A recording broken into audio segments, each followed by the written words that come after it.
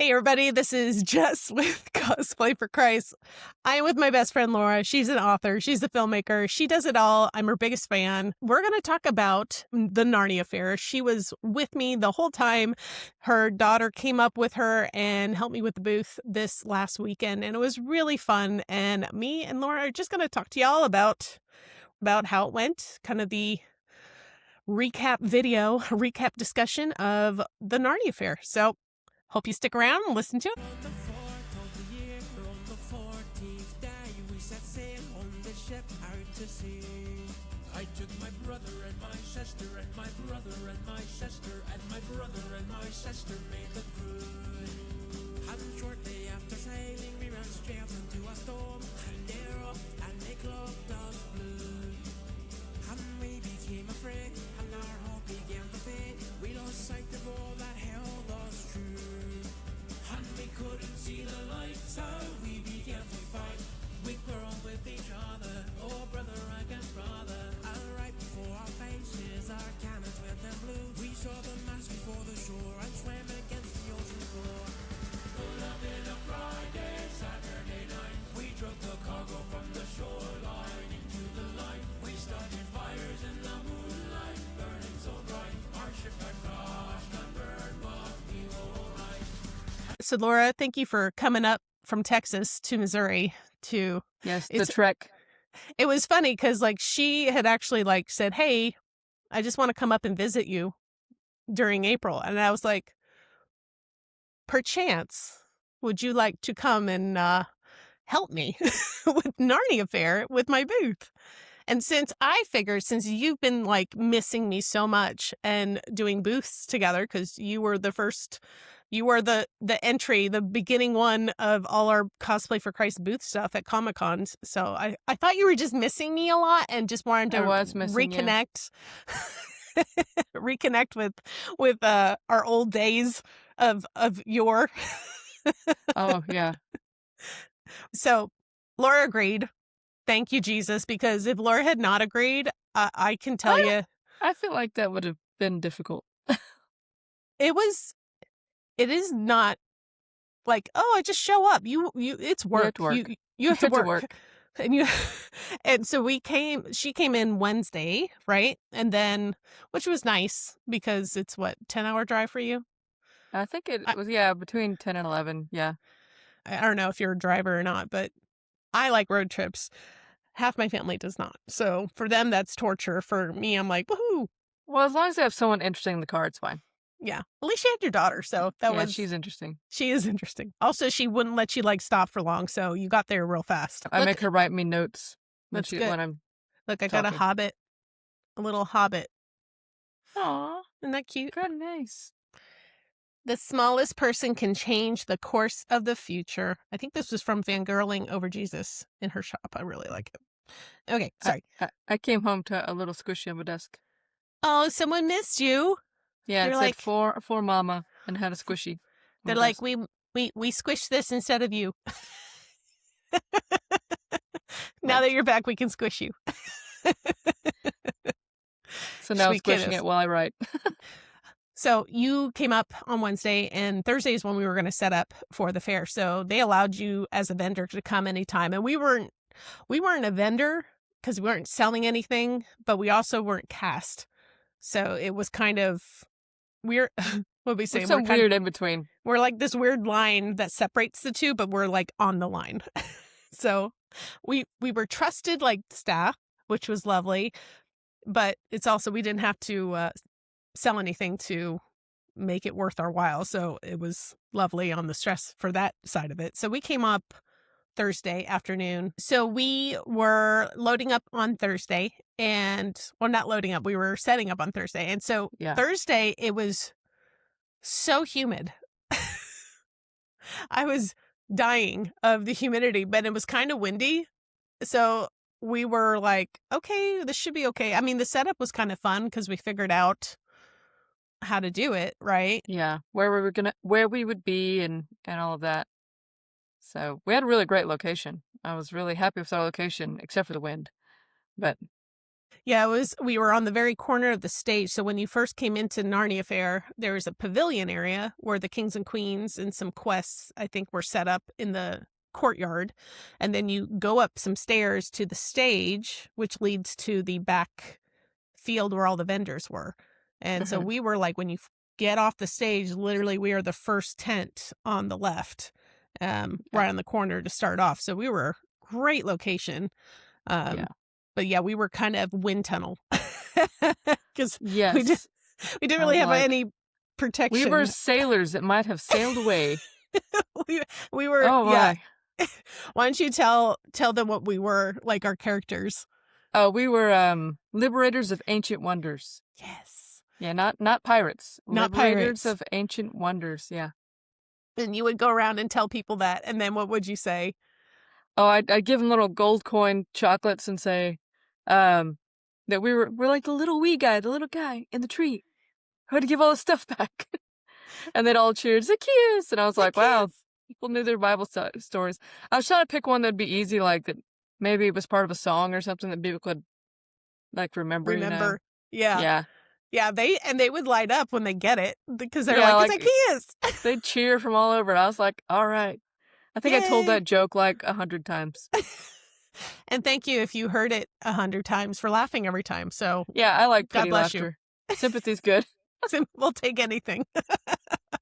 So that was fun. So yeah, we set up and it was great. And we kind of like had to lower our tent down because we had a full tent that had like a pirate setup ship in the background. And we had another kind of backdrop on the outside of we ended up taking it down. It was like a elven stone window with a castle in the background type thing.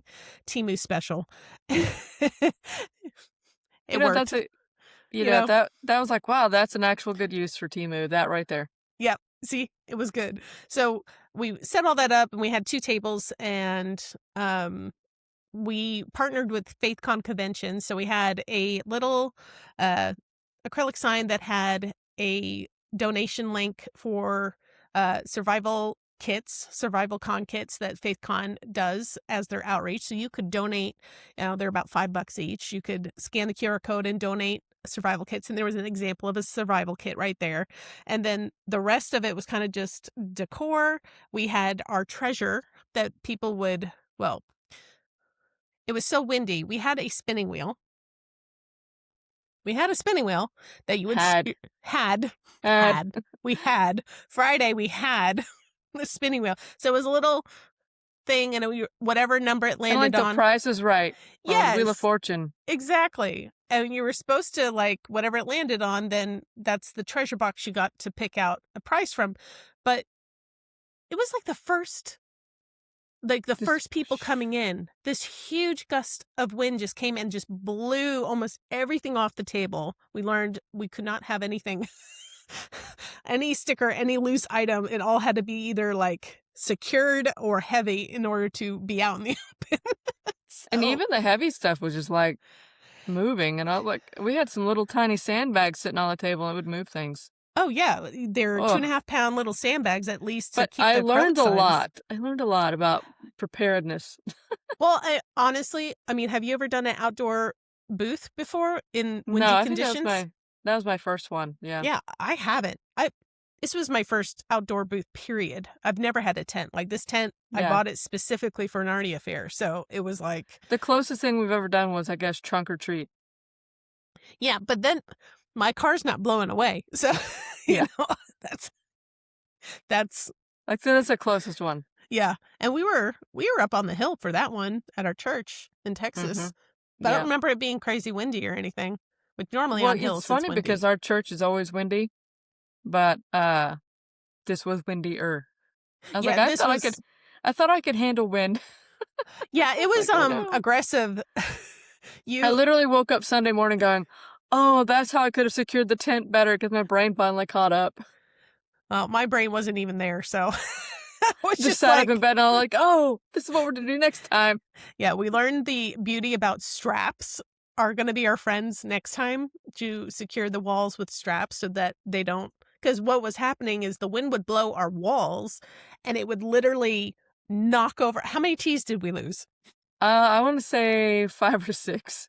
Well, the tea peddler got a lot of our business, but we only drank a Yeah, it was fraction. great tea, but I Great drank like tea. 2 drinks and had to buy another one. We would literally knock them over. We learned our lesson, and well, did we learn our lesson? We kept knocking them over. We would move them, and they would still do the same thing somewhere else. The So wind was like, nope, I was like, no tea for you you. think you want your tea? Guess what? No tea for you. Yeah. That was the crazy. But other than the wind, wait, we didn't finish the story about the spinning wheel. Oh, yes. So like the first gust of wind knocks it over, and it literally breaks the wheel. The wheel like pops through this because it had a little like L-shaped neck that stuck out. It was just a little guy. It wasn't big. And so you would spin it. Well, the whole thing was broke off, but he could slide on the tube and rest on the base of it. So we just told people to like stick your hand on here and like spin it like this, kind of like a twister, how Twister does the little thing. And it worked. It was makeshift, but we... Day 2, we brought a dice. Yes, Laura Heather's like, dice, much easier, doesn't blow away. I'm telling all the little kids, if the dice lands on the ground, you don't win. Oh, you get to leave. If it lands on the grass, you're gone. Gotta go. You get nothing. If it touches grass, I think nothing. only one kid did that. Oh, really? Out of all of them I helped, I mean, lots, I don't know how many, lots of children. I was like, if it lands on the ground, you don't get a prize. And they're like, okay. They were very careful. They were good. Honestly, it was very cool to see the people who were very engaged and excited to come, because our booth was set up in a way where so Narnia Faire does different quests. There are different quests, different pathways that you can go, and each pathway has quests you can do along the way, and you get a stamp for doing the quest. And so our booth was, we had 3 quests. So one was you can enter the talent competition. That was a quest on Friday. Another one on Saturday was the cosplay contest.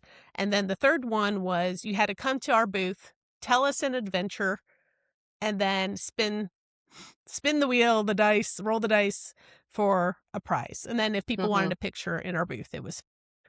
What was the coolest story someone told you? Okay, well, I mean, it's sort of a little dark, but it was kind of good. So, day 1, we had an unexpected talent show up. A young man that could spit fire with kerosene, I guess. I guess that's what he had. Fire breather is what he called himself. Fire breather. And his mom encouraged him to do it, found out he was, 17, and afterwards, after he, burned his eyebrows off during the competition, I talked to his mom and I said, hey, tell me an adventure. And he held up his hand and he was like missing a finger. Oh like my that. I was not there for this. I looked at his mom, who is a total normal looking human being and not disheveled or anything. I was like, the reason why I prepped this is because I asked him, how did you learn to breathe fire? And he goes, I taught myself. Like, anyone in the family, nope. And I looked at her and I looked at his finger and I go, how do you manage stress? Poor mom. And she looked me straight in the eyes. She goes, disassociation. I disassociate. I was like, is that your secret? She's like, yes, you just have to just... And I was like, well, he's still alive, so... I mean, he got second place, so, I mean... honestly, the only reason why he didn't get first place is because we had this young man named Jacob. Yeah, Tangleson. Jacob Tangleson, yeah. He was like, hey, I want to do the talent show, but I don't have a guitar. And we're like, I'm thinking, bro, you don't have a guitar, but you want to do the talent show? Like, I don't know about you, but okay, I'll go with it. And then I guess you got to hear him sing or something to qualify.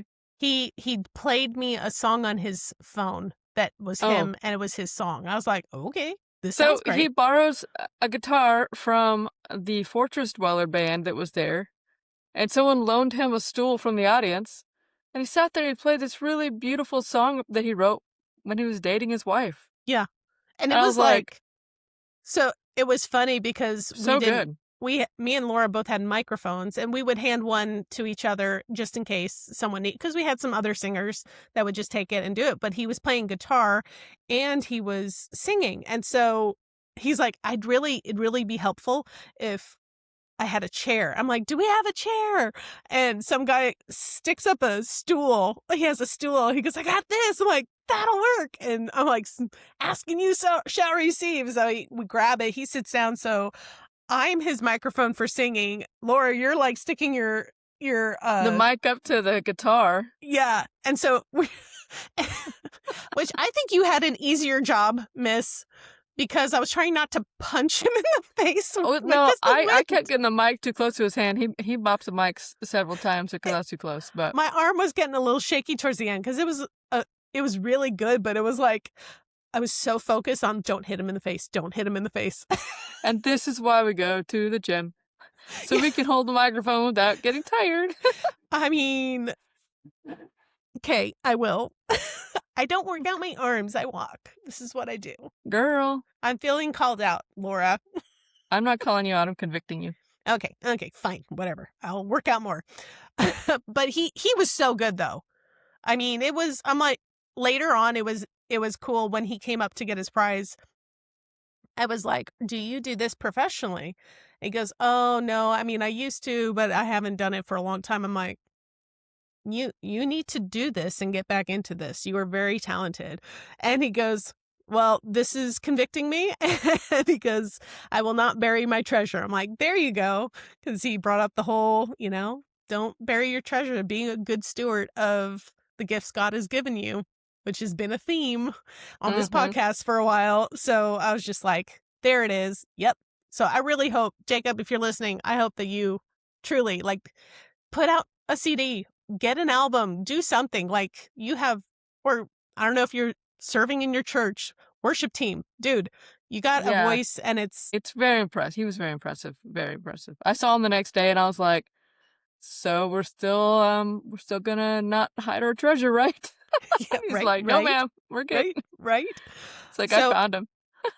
So that was a really cool highlight. Actually, it was really neat. We had the third place were these two girls that were dancers that were like, we're just going to dance. And they're like, but we don't have any music. I said, we'll just get everyone to clap. So the whole audience was clapping and these girls could dance. They had obviously a routine that they knew. They said they were from a dance group that they went to. Yeah. They were like, what, 9, 10 years old, maybe? Mm-hmm. Like not old. They're about 10. Yeah. But they were great. They got their steps. They were in sync with each other and the audience loved them. It was just a great little, I don't know. I probably liked, even though I'm a cosplayer, I probably liked the talent show better than the cosplay contest personally. Because the acts were so unique. We had a guy come in and did tumbling that was like, could I just tumble? I'm like, yes, but on just the grass. Not on the cement. Only on the grass. No cement. Yeah, grass only. I think maybe depending on the talents for next year, I'll advise Narnia Faire to maybe have people sign waivers. So just in case. Yeah, so if you burn your eyebrows off, you agreed to do it yourself. Yes, that you're not, Narnia Faire is not liable.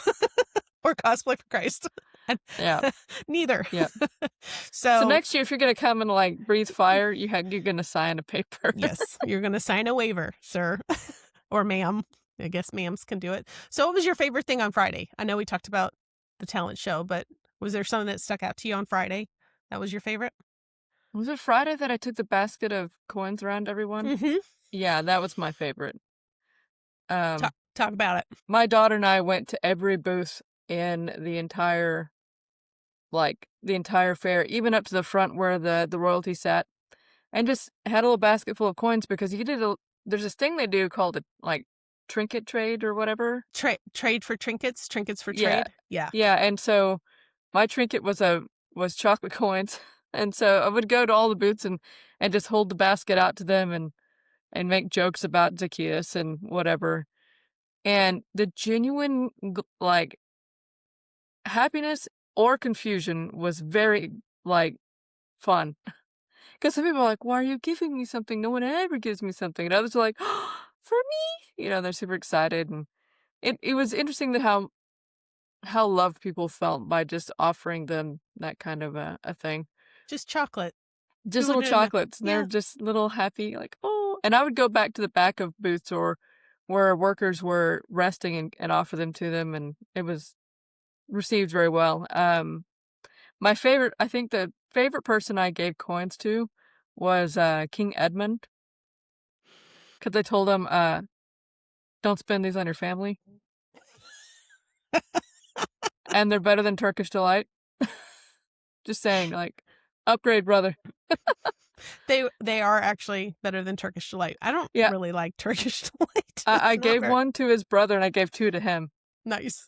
So you like double blessing. You're like, I was like, don't eat it all in one place. Just messing with him.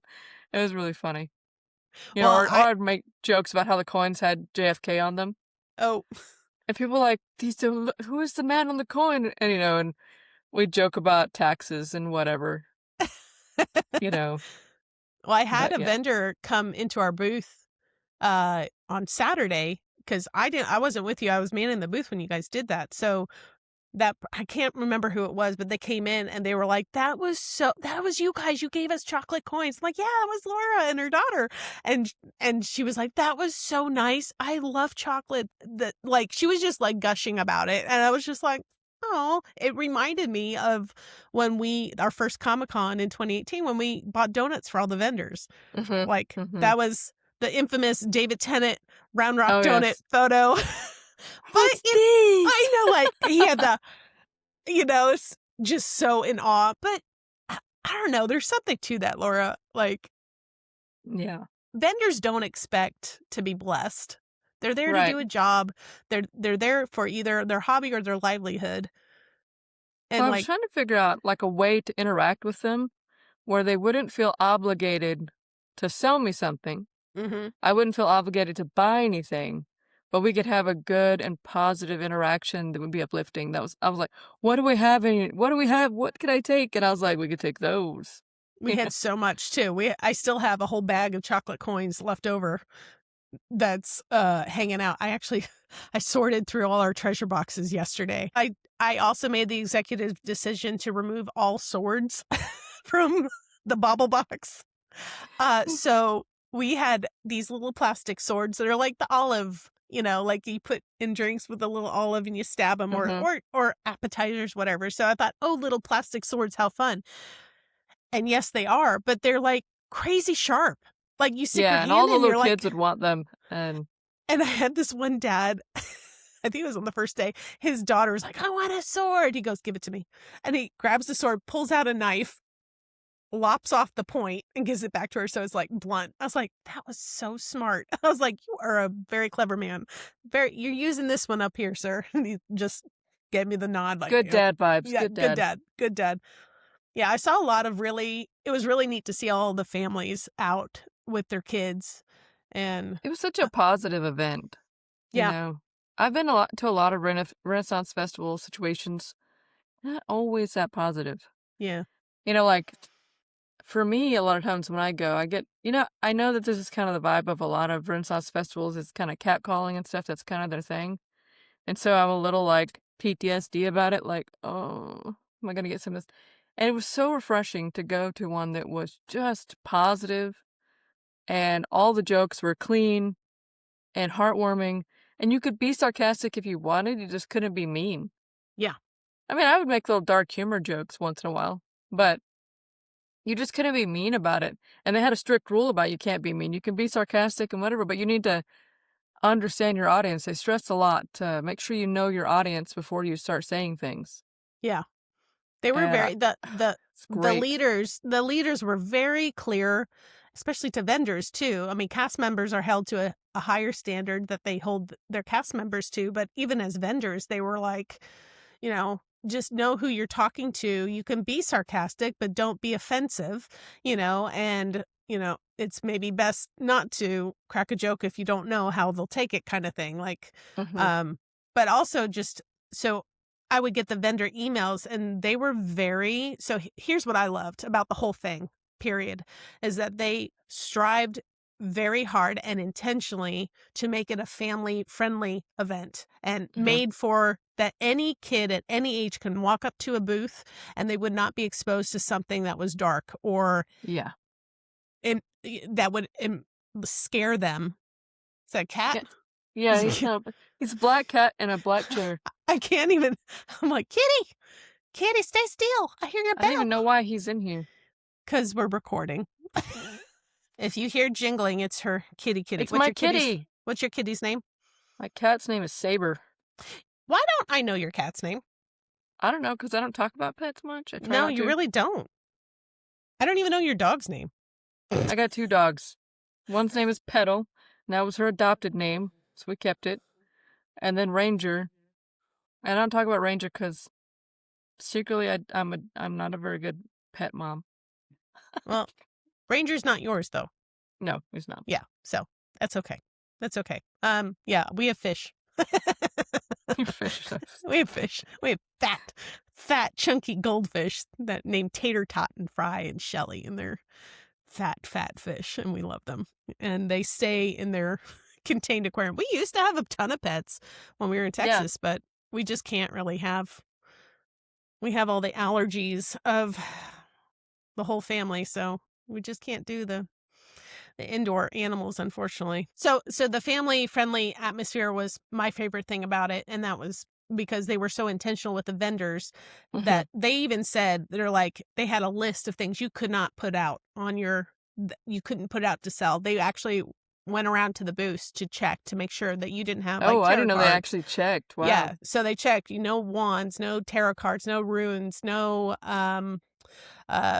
drug-related paraphernalia. Like, they were very because that specific. stuff is like everywhere at those events. Yes, and no, you could have rocks and crystals, but they couldn't be advertised as new agey, because rocks and crystals in of itself They're just is rocks and crystals. they're just rocks and crystals. So there's nothing wrong with that. It's the intention that goes behind it that is the problem. So they were just very, do not scare. If a kid comes up and they're scared in your booth, you shouldn't have it.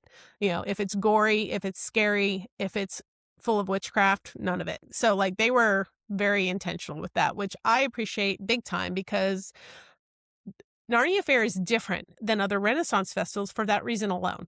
Because you walk in and you do not feel a heaviness or a darkness. Oh, no. It is intentional with being a light to people and having fun. Like, I mean, I had a blast.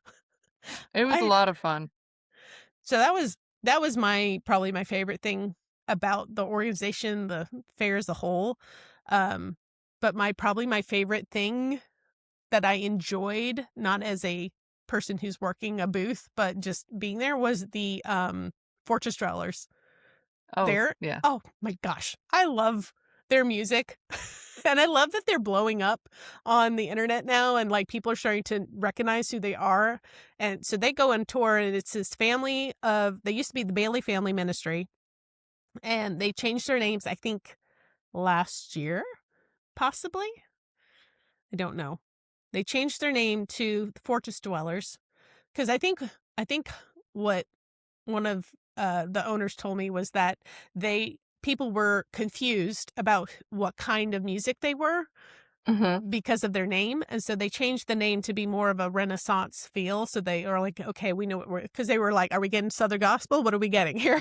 And so it kind of had that, what is this? But if you haven't listened to the Fortress Dwellers music, I mean, it's been stuck in my head ever since. It's been stuck. I mean, I bought their CD. They just launched a new CD, which they were selling on Friday, which was lovely.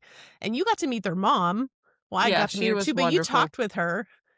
She's a wonderful lady. I was so impressed with how kind she was and how much she encouraged them to be creative and embraced it. And we had a long, lovely chat about creativity. And I was like, can I take you home with me? You could be my mom. I know. I just want to give her a hug. Like, I saw her, I'm like, can I hug you? Yeah, and I was like, you look like the kind that would give me a good hug. I need one, please. Yes. Please and thank you. But it was cool because, like, not just, like, the fact that she supports her kids, like, fully, but I saw that theme at the fair. I saw a lot of parents that were, I mean, I had conversations with parents that were like, we don't really get this thing that our kid is into, but we're here and we want to support them. And it was just really cool to see so many people that, full range of ages participating and like supporting the creative kid. A lot of the families, the parents were just as creative as the kids were. Did you see similar?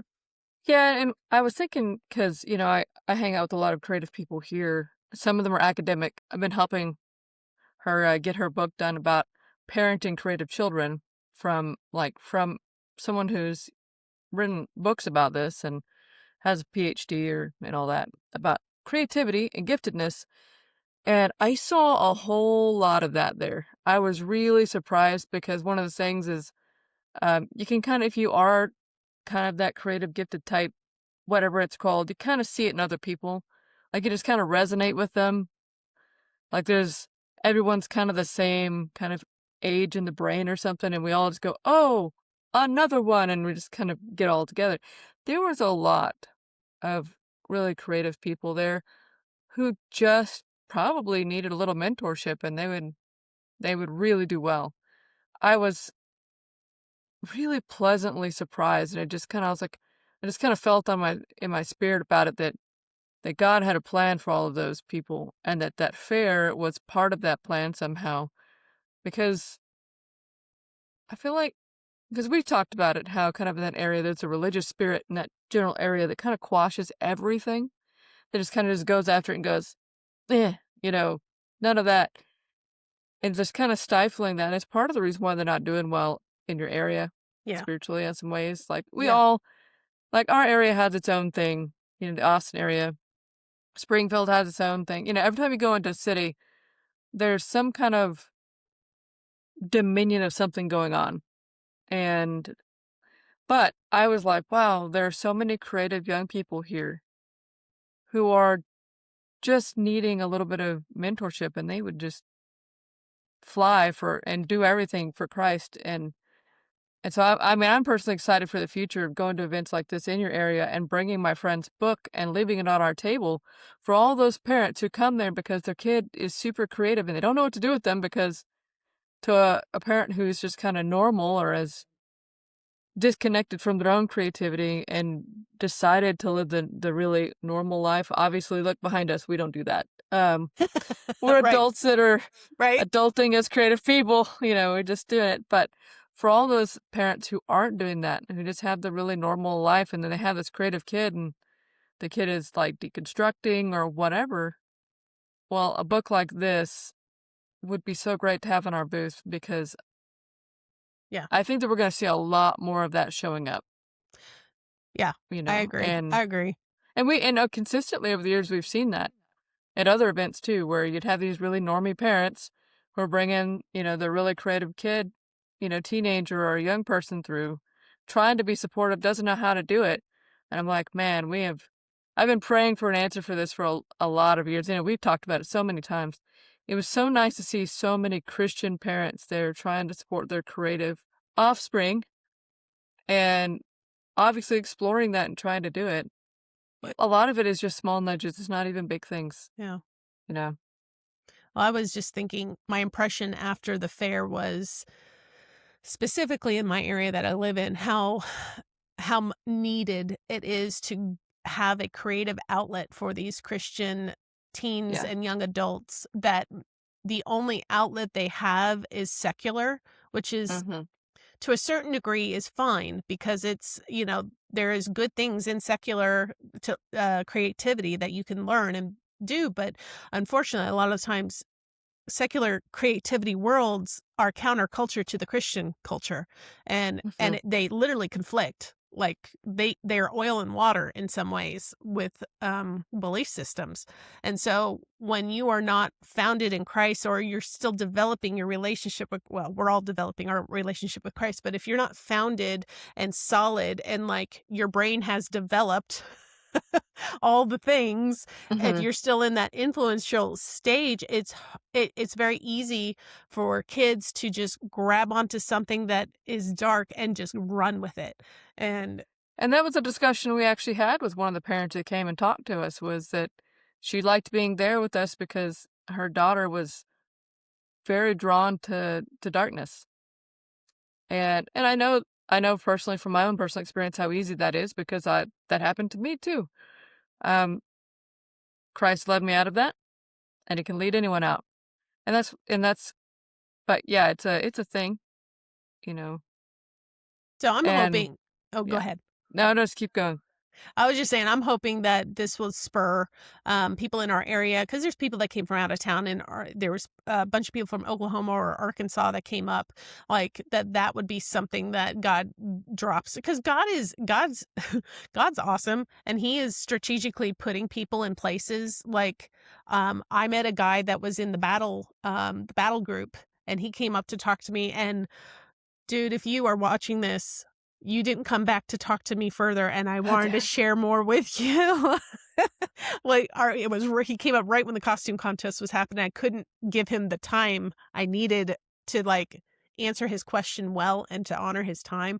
And so I was like, "Come back." But he has started a small group of men and he I want to say he's like young adult age. I don't think he was a teenager. He seemed a little older, but he was just needing help on and advice on how to even start a ministry or start doing like what Cosplay for Christ is doing. I'm like, Hmm. I just show up, and we had a group connected to our church. So I told him, like, are you connected to a church? And he said no. And I said, well, that's a great first step just for oversight, because when you're Yeah. dealing with creatives specifically, like Hmm. uh there's a lot of pressure on you as a leader to get it right. And if you don't have a support system that is backing you up, or that you can go to for help, it's like we had our church as ultimate, over our group. Then I had you, Laura, and you had me. So we had each other, and then we had the church, and then God, church, Yeah. leaders. And so there was a support system in place for us to be able to minister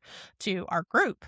And I think, well, but if you're by yourself, that's very hard. And so I was trying to tell him those things, but I wanted to tell him so much more. But he has this heart to start a group, like a nerdy group of guys, and fellowship, and learn the Bible together, like a small group. And I'm like, God is asking and putting in people's hearts this desire to do this. And I know He's being strategic, and He's talking to a bunch of other people the same thing. Hmm. And so I'm like, if He's telling you that, you got to do it.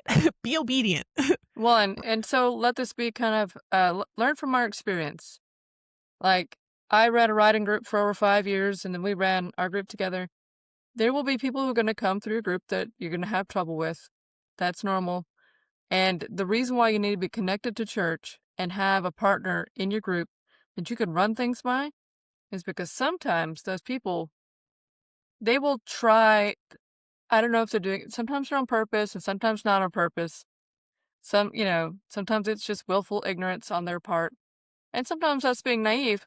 But whatever the reason, things will happen that you will need that other person to have feedback from that's your partner. And I've also had situations where I needed to go to above where I was, and and go to church leadership and ask for advice about somebody and say, hey, such and such is happening in my group. Do you know who this is? And they're like, and they can sometimes contextualize what's happening. Or because maybe that person has already had some struggles and they may not disclose all those to you, but they can say, hey, they have had struggles similar to what you're describing. Here's kind of the situation that how you can go forward with them or not. Which I've had both, where you go forward, and I've had those when you didn't. So, and I know that when we did Cosplay for Christ, we would have, Yeah, some we had a few. a few And where then you're like, I don't know, I don't want to turn you away, but we got to make sure things are doing right. yeah. What would you say to someone who uh they want to start a group with their church, but then the church says no? What would It's your advice be for that?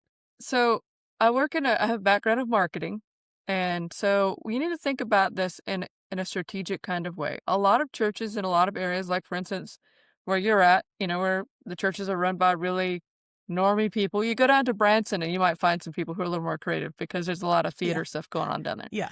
But up in Springfield, they're like, no, we shipped that off to Branson, or St. Louis. We shipped that away. And so, how you need to couch this is say, hey, I want to start an outreach.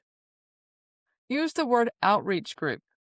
Like, because they're not gonna immediately embrace bringing people they would consider uncomfortably weird into the church. For them, that might be very uncomfortable, and you have to think about that. How comfortable is church leadership with certain kinds of things? can you pitch an idea to them like how we pitched ours was, this is an outreach. We wanted a space at our church specifically and not at our houses because we were inviting people who had never been to church before to join our group, come onto a church campus for maybe the first time or maybe the first time in decades, whatever, and experience that by putting their toe in. And then they would start attending church. But because the nature of some creatives and where they're at and the dark stuff that they can be in, you don't necessarily want it in your house. Yeah. And that was, I know that's how we'd talk about That's how it. we felt. Yeah. That's how we felt.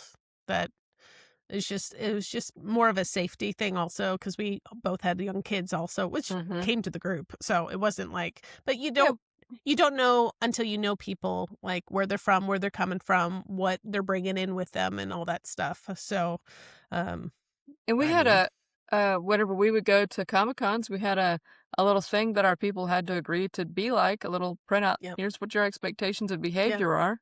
Yeah.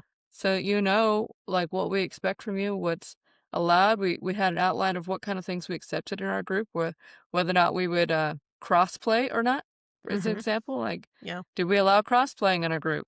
Typically, no. That was, we don't do it, and we typically don't go for it.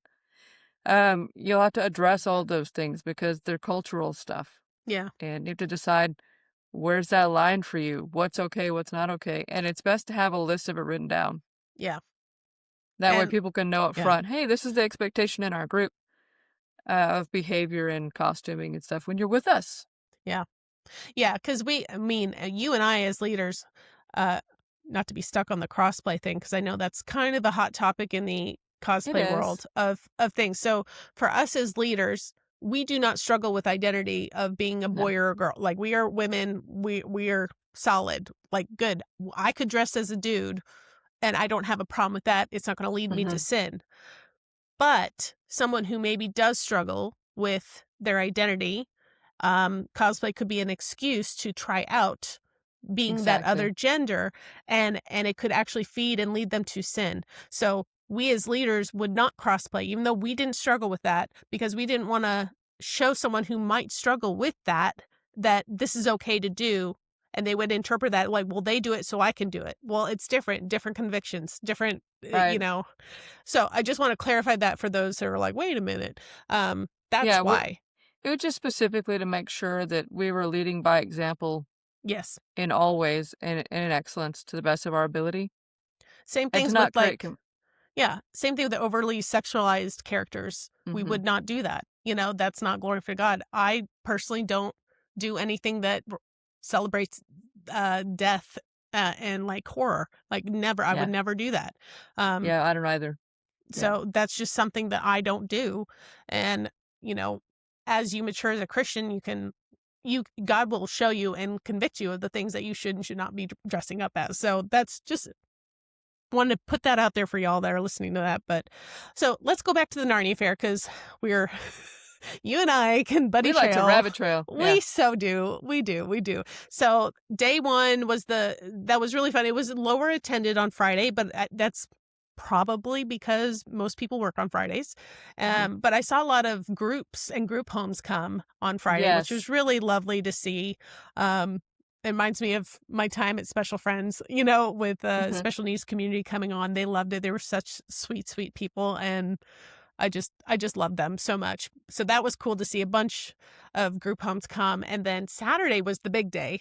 Saturday, it was like, let's go. So I don't know if y'all live in the Midwest, but from Friday night to Saturday, a huge storm came through where they were worried. It was big thunderstorms, and they were really worried about wind and tornadoes. I prayed all night long. So literally Friday when we closed down, we had to batten everything down. We put we had bought sandbags, or sand for sandbags. We tried to secure everything as much as we can. And literally we'd left being like, God, let it be here when we come back tomorrow morning. And we come back, and Saturday, so it was hot on Friday. I think I drank. I was so sunburned. Was she a water sprite? I forget her fake name, but her real name. Mac, I love her. She had some kind of circle. Her costume had some kind of circle thing. So she's like, I'm the Japanese flag. She Because had she had this like a red circle like right here because she I was like, so oh my sunburned. gosh, you poor thing. But she made me laugh because I'm like, yeah, that is. And then Laura, you had a huge, because she Oh, had yeah. this swoop of a gold piece necklace, and then you're just like red and then white, like a little white happy face. Oh, on it's your funny. chest. So I was so happy I wore long sleeves and high collar the whole next day. Yeah. Well, then okay, so super humid Thursday, crazy hot. I could not drink enough. I think I It's ate not a as bunch hot of as Texas, but not as no, but there's humidity. So like there's like this I don't know. I live in depletion Central of Texas. There's humidity. Humidity. I don't think Texas has humidity. No, we got some Texas pride. No, so like super humid, hot. Friday, hot. It was just hot and like people burning. And then Saturday, okay, we pull up and the whole bottom, because the castle is up on a hill. So the bottom is where people who are attending would park. Like in a And valley. There's a valley under yeah. the hill the castle's on. And you could literally see like half the parking lot was covered in water. I was like, that's not good. So we go up, we find a parking spot, we do the meeting. It is so cold. And Laura, what socks did we choose for Saturday? These little thin little socks. Nylons, like stockings, like pantyhose It was with little ruffles. It was cute. They were adorable.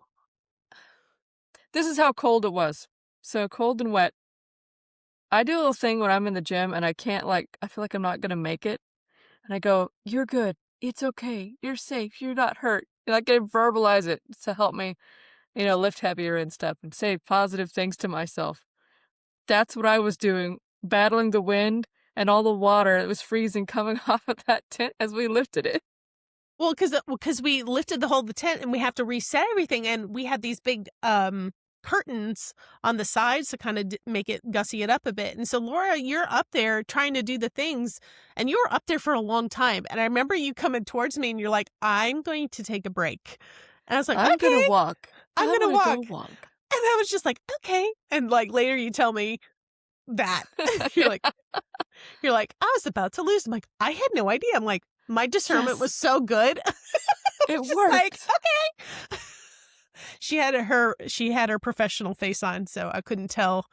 I was like, okay, you've been working. Good job. See, because I practiced this. Okay. I have she keeps her emotions bottled up. I do. I have a game in a positive way. I have a game face. Yeah, it's very rehearsed.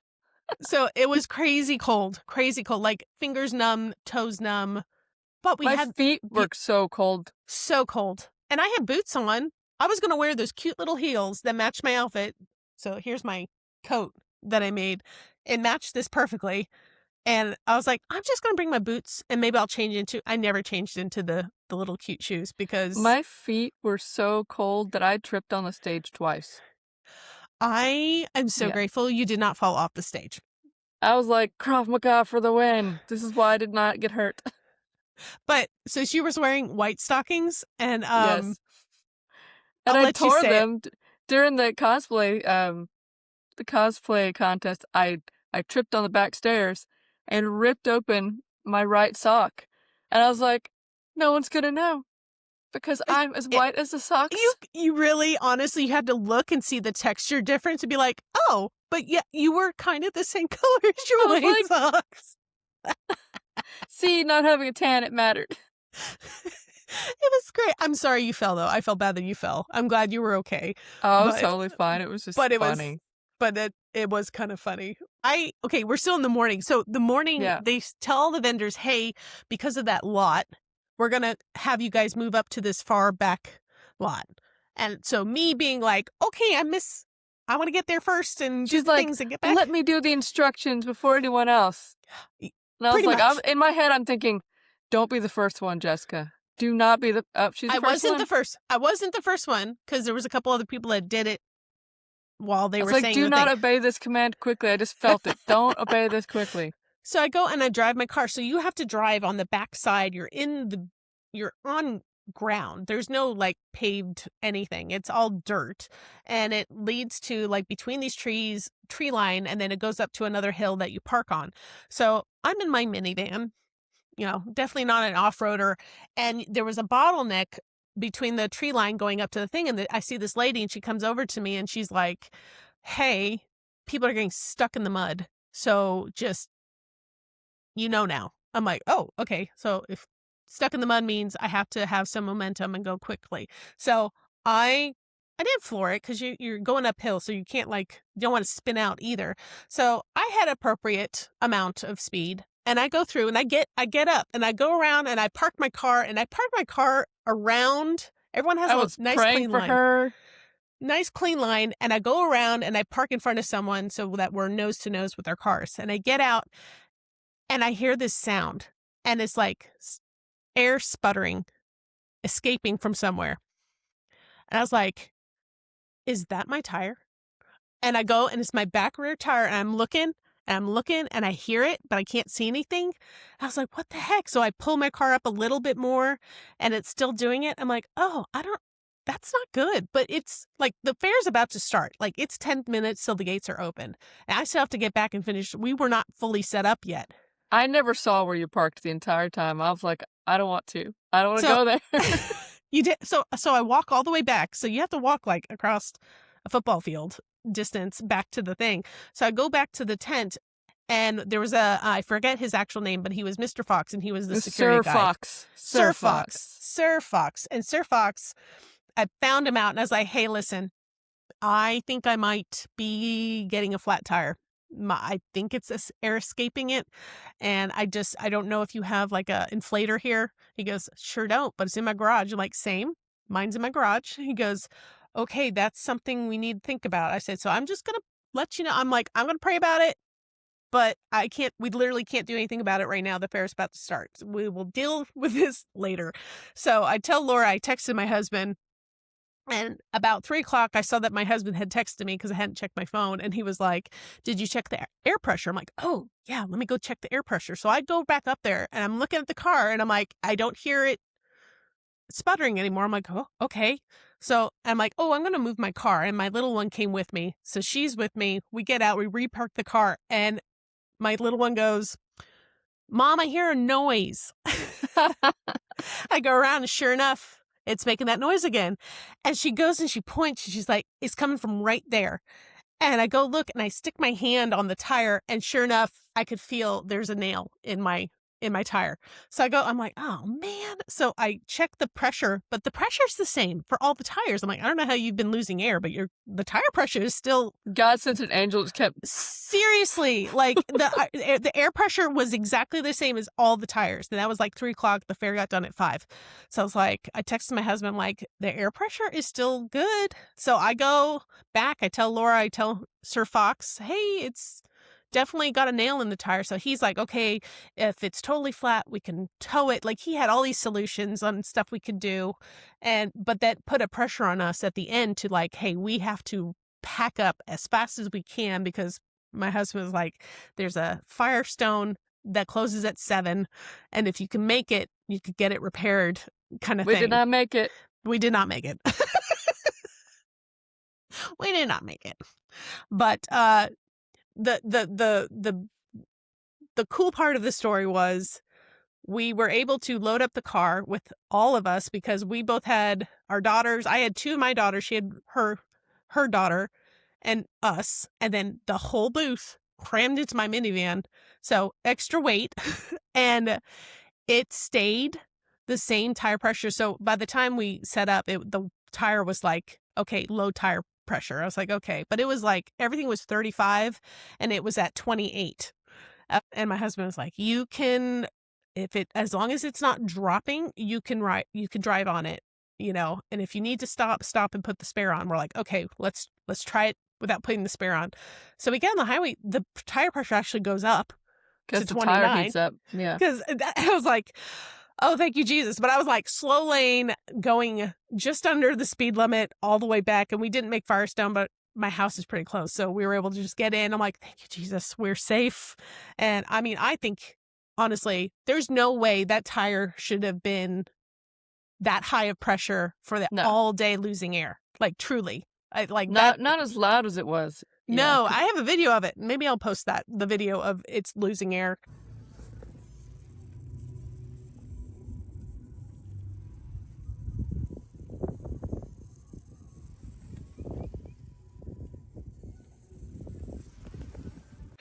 But you can hear, I mean, you could feel the air coming out. When I plugged it, you could feel the air coming out of it. So there was no way that should have been flat, like flat by the time I came back. So just small little miracles at the Narnia Faire of things that are happening. But Saturday was great. We had so many people come through, and we hosted the cosplay contest, which was a bit, I don't know, it was a little chaotic for me. Well, I was the recruiter, so it was a little easier for me. I would just be like, "Hey, you have a costume. We're having a contest. There's money." Yeah, they had cash prizes. So I was anticipating much more people to sign up for it. And when we noticed that we didn't even have like first, second, third for some categories, the kids, we didn't have a bunch of kids. I'm like, there are so many kids here that could they have great costumes. So Laura, yeah, you went and you recruited people. And so we ended up getting a full group. The masquerade lookalike category was the most attended. And it was great because they had cash prizes. I think first place for the craftsmanship, I think they won $100, and then like 75 and 50 for the lower. Something like that. So it was like it was nice. So I would say actually the masquerade was probably my favorite because although people couldn't, you didn't have to fully craft your item there. People are just creative with their costumes. Who was your favorite costume in the competition? Probably the fox girl. She was probably my favorite. Yes, I agree. I think she got first place. She did. For masquerade, yes. She just had very good detail. Her makeup looked so good. How she did her crown and her ears. She used yarn for her tail and for her ears, and she handmade those, but the other things she just placed together. I think a good costume doesn't have to always be handmade. Yeah. But it has to be assembled with care, like with a lot of thought. Yeah. I did really like hers. Honestly, I really loved the kids. Mr. Tumnus, the Dafina, I think she was the winner. And then little James. Oh my gosh. The cutest story. So James was one of the cast members' son. So I'm like, if they're a cast member, I don't care. Like, they're kids and kids can join if they want to. Like, there's no like, we don't really know everybody there, so it's not like we know them at all. And so I was like, it's even playing. But he was this little knight, and Laura, you recruited him, right? Yeah, I did. I sent him over, and then he signed himself up. Like, his mom didn't even know he'd signed himself up, and that was significant because apparently he was like one of those little kids that just liked to hang out with mama and never go away from her. And she said that at the end that he was like a different kid. You know, it was cool. It was very cool. He told her, "Mom, I signed up for the cosplay contest," and her and her husband were like in shock. They're like, "I can't believe he did that. That's so not his nature." And he was so proud of himself. You know, he was being brave. I was like, "That's." Well, I didn't even know that part of the story until afterwards because I remember because I was helping all the kids get back up on the stage and come up and everything, and I remember when I took his hand to lead him up, I was like, I felt the Holy Spirit. I felt the little boy change. And I was like, wow, something's changed. I don't know what it is, but this is cool. All right, kid, let's go, you know. And then to hear that there was a story back there happening, I was like, wow, this is really amazing. Cool. Really cool moment. It was nice we got to meet so many people there. And then we met sweet girl Abigail from Mossy Box, who came with her father, who was, again, one of those awesome parents who are creative and supporting their creative kids. I didn't realize she was 17. Which was like, what? Like, that girl's got an anointing on her like crazy. I'm like, she was very, very talented. I was very impressed by her. So it was neat to talk to her. She gave us a little interview, which was kind. I'm like, thanks, you know. But she's also a writer, so she really connected with you, Laura. Yeah, and I was like, all right, let's go. I was like, here, write it on my stuff. Call me later, you know. Yeah, you need We'll to be bring. friends. Well, it was nice because Laura, if you guys don't know, Laura's family all writes books, and so Laura has a romantic. Have we said about you and your books on this podcast? Not this time. Not this time. Okay, well, I'm going to say it again if we have. So Laura has written a book called Chains of Death. It's a first book of a trilogy, and I've read all three, and they're fantastic. Clean. What's the category you put it in?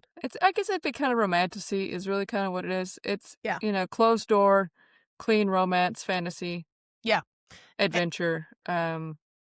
It's a great story. Like, I couldn't put the book down. It was so good. So she has that book, and then her husband wrote The Bone Warden, which was high fantasy, also very good. Like, so if you like the Brandon Sandersons and the I would say epic he's adventure. best compared to Brandon Sanderson for sure. Yeah.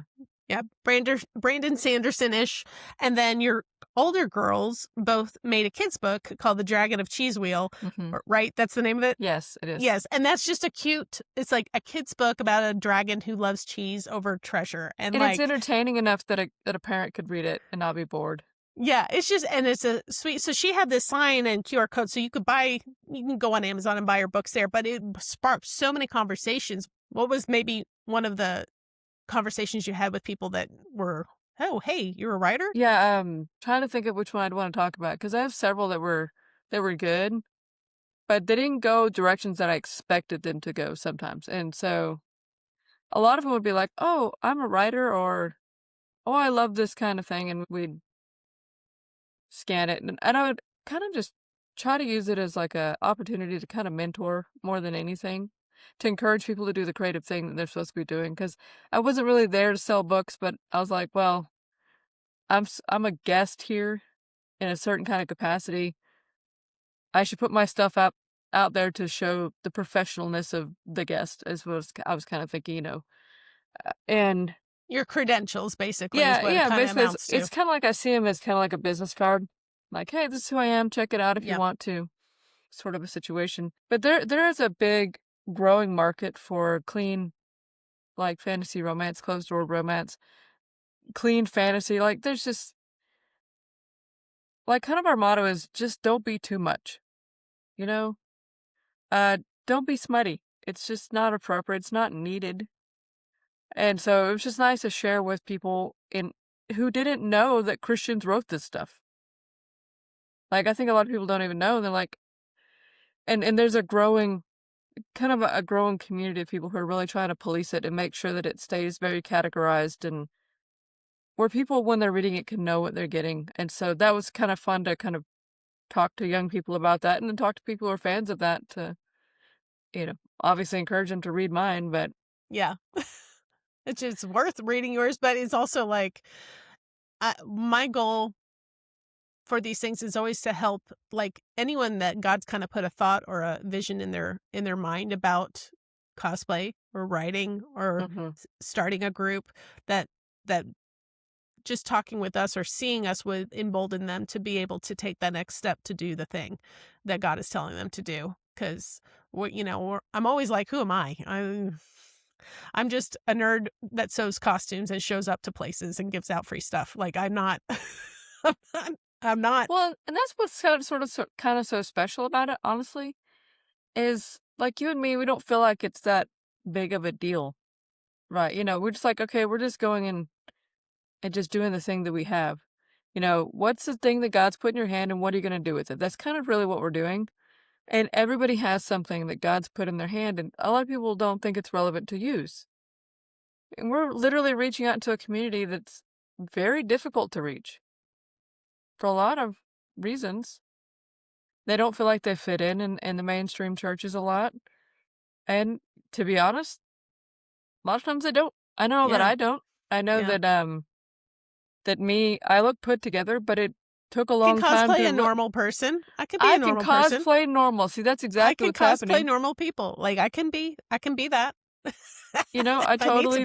cosplayed that on Sunday. I'm not being fake, though. I'm being really who I am, but I'm just trying to be the best version of me. Yeah. And I think that's going back to the Narnia Faire. Like, Holly and Kaylee had a vision of, hey, what if? I mean, they went to a Renaissance festival together, had a group that all dressed up as Narnians, and they're like, what if we did this for our own fair? And that's how the whole thing sparked and started 5 years ago almost. And I'm like, look what God's already done and blessed, just because they had that one idea and they were faithful to it. And they're like, yeah, let's commit, let's actually do this. And so the Narnia Fair in of itself is two women doing what God's called them to do and trying to do it in their nerdy, cool way that they do it. I'm still shocked that they were just like, let's put on a fair. Let's go. I love that Wanna do it? Wanna do it. they're so young and zealous, and I'm glad they just went for it, because so many people won't do that. Right. Like, so many creatives, they just, for whatever reason, they just won't just jump out. There's a fear of failure. That's, I think we all struggle with Can that. I tell you, as a creative, you're gonna fail. Yeah. And it's just like sewing something. You have to rip the seam back out because you sewed it on backwards. That's happened to me so many times. Jessica's laughing because it happens to her too. But like, All you the have time. to, It you have to shouldn't, be but it willing to. does. But even sewing together something is a risk, because you're like, oh no, I put it out backwards again. Again. Because it really pulls at your brain in an engineering way, and in a risk-taking kind of way. It's frustrating and good. It's good to be frustrated by it. And as a creative, you need to take risks and do stuff that might fail. Yeah. Who cares if it fails? Yeah. You know, I think about this a lot, and people are like, well, why haven't you done more or whatever? Or you failed at this. And I used to think, oh no, I failed. And I go, but now I think, oh, I tried. How many At people least- never even tried? Yeah. They had a wonderful idea. They go, oh, that's too big for me. And they just tried. They didn't try. Well, if that was a God idea, that they just let it die. It didn't even get to, the seed didn't even get to the ground. It died within themselves. I was like, Well, and those big ideas like that, they take a lot of work. Yeah. I mean, honestly, it took us a lot of work to come to this event. Yeah. Like, I had to drive up from Texas. My costume wasn't finished when I got to your house. I changed part of my costume while I was at your house. I had something shipped to your house because I was running out of time, because it was just like crazy. But we sat and we finished at your house and got everything done. You weren't done with your costume when I got to your house, Sure because we were both wasn't. doing Con Crunch at the same time. And but it was okay. And good ideas also come with a good measure of work. Yeah.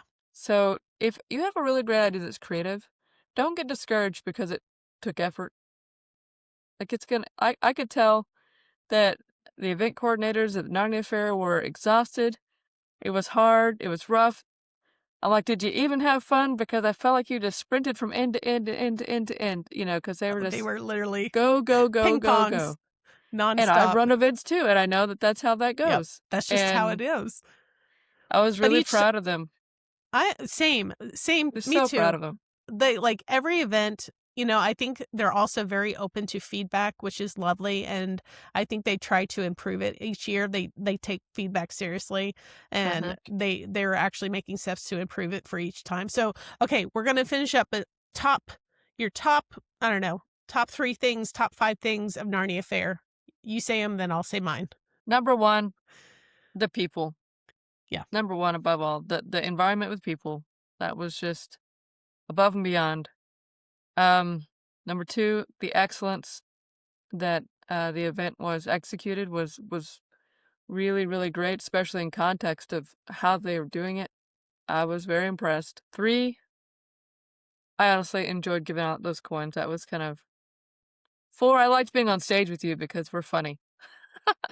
That was fun. I know we're funny. We're like exhausted, so we're really funny. And then 5, I loved seeing our daughters get to spend the day together doing something creative. Yeah. Yeah, that was something sweet that was unexpected that we got. Yeah, I agree with all yours. I'm going to add to it the food vendors that came. Oh, yeah. Top notch. Oh my were good. gosh. London Calling forever. Please always have them there. That tea place, the tea peddler. Oh, their tea was so good. It was so good. And I heard nothing but positive things about the food vendors. So to the list, food vendors. the entertainment, the people they chose to Mhm. have a mic and do something. I mean, again, Fortress Dwellers still top that I saw. The vendors that came, I felt like they had some really awesome vendors. Mhm. And since I have been to it, this is my third year, just seeing it grow each time and more people coming, like that was cool for me. I loved the adventures people would tell us that they went on. Yes. Honestly, just that interaction with people, because people would get so excited to tell their story Oh, or yeah. tell their adventure. And I don't know why most of them landed in Florida, but They're like, 'cause there's gators. there's so many Florida adventures. So like that side of it. And then also I was kind of humbled by people that came and said, "Hey, we came to see you." I was like, Mhm. "Say what?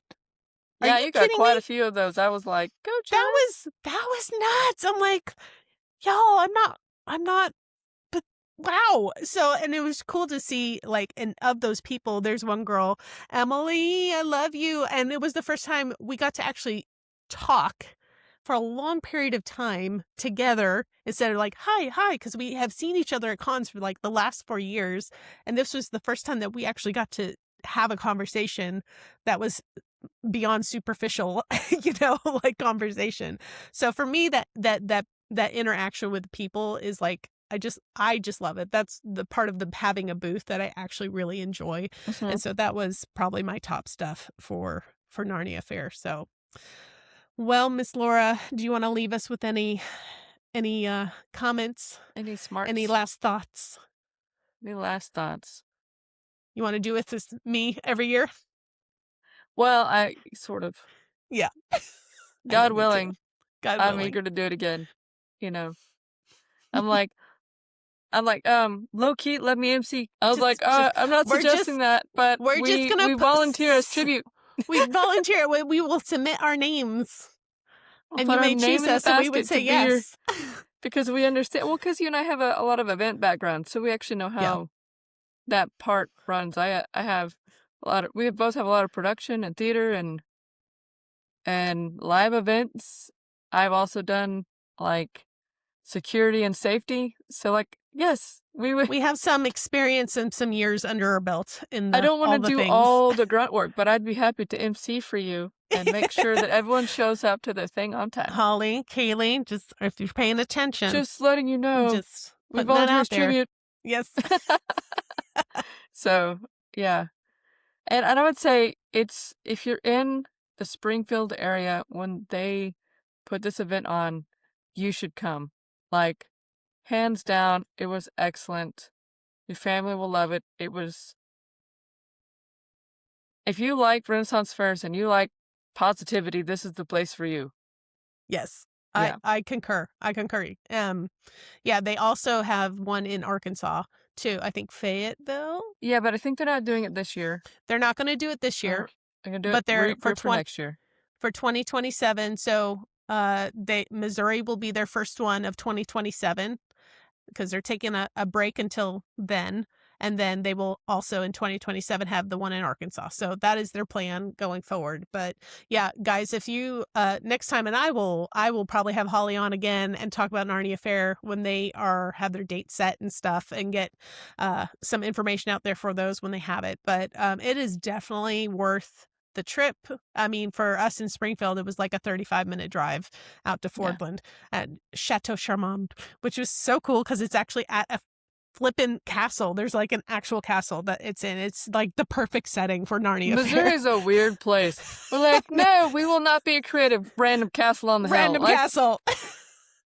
That's because we had okay. a few. I think we had some eccentric people with money that came out here. Yeah, those people are like, I'm out. I'm going to go live in a castle on a hill.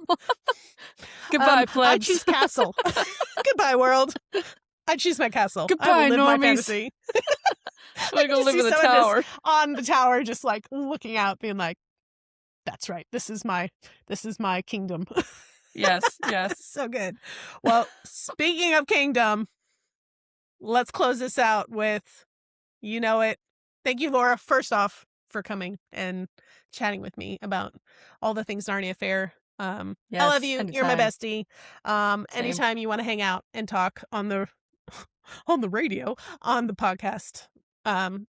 You have not seen the last of Laura. She will be on the show, I'm sure, many, many more times. So Yes, I'm about to do a book launch, so yeah, I'll have to come back. woo woo. Yeah. When your book launch, yes. That's when we'll have you back on. You could talk about Yes. that in detail. Excellent. Okay, guys. Well, thank you for watching. I hope you enjoyed us being silly and just the recap of the awesome event, the Narnia Faire. So if you have any questions or concerns, if you need prayer, just contact Cosplay for Christ. I have cosplayforchrist@gmail.com. You can email me. You can DM me on any of the TikToks, the YouTubes, the Instagrams, the Facebooks. I'm everywhere. Even if I don't want to be. I'm there and I respond. So if you have any questions or you have comments about you went to the Narnia Faire and you want to say, hey, I went, comment, do some feedback, tell us about it. And we want to hear your experience of the Narnia Faire. So until then, guys, remember to be blessed, know who you're in Christ, and take ground for the kingdom. Take care. Bye. Da, da, da.